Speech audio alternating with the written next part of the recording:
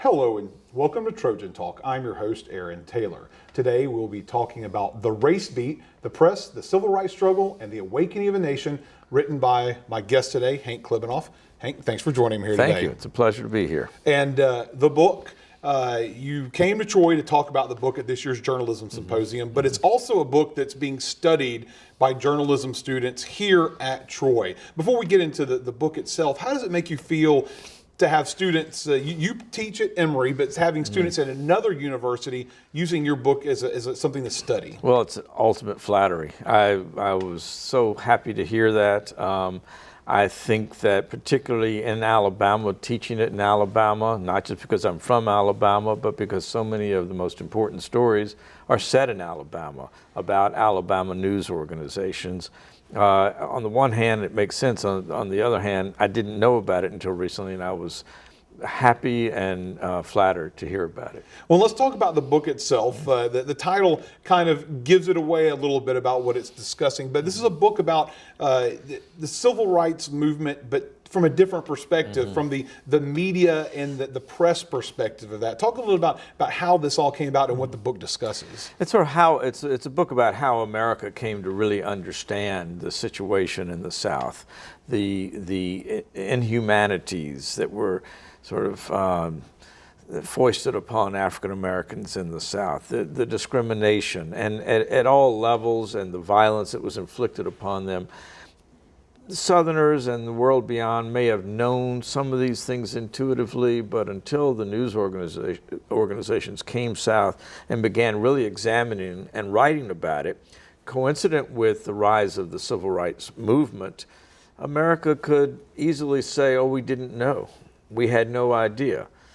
After all the coverage that was given to these to the situation, they could no longer say that. And that was a lot, and you've seen it portrayed in fiction and some other elements, especially at Selma that came out last year, how stories that disseminated across the country opened people's eyes to what happened here. And that's probably a lot of what you're discussing there about how this is something that maybe folks up north may have not have known about until these stories started getting put out to the press. That's right. And two things that are important in that regard, or two of the things that are important, is one, the rise of television. I mean, this is all television was a very new and exciting and, by many people's belief at the time, dangerous medium at the time, but it was hot, and it was bringing, the situation in the South into the living rooms of Americans who otherwise wouldn't have known. So that's certainly one of the most important developments of that. The other is, of course, television in conjunction with the movement and what was seen as the righteousness of the movement up against the violence of the resistance. And television, like no other medium, could capture that violence and allow Americans to make their own comparison and contrast between the people who were for civil rights and those who were trying desperately to stop it. And of course, for anyone out there who hasn't had a chance to pick up the book yet, there are a lot of stories that might be of interest to people in this area because you touch on a lot of subjects, especially the Montgomery Advertiser right up the road, and a lot of the media here in this area featured in your book heavily. Oh, absolutely. The Hall family, the Grover C. Hall Sr., Grover C. Hall Jr., they're both in there.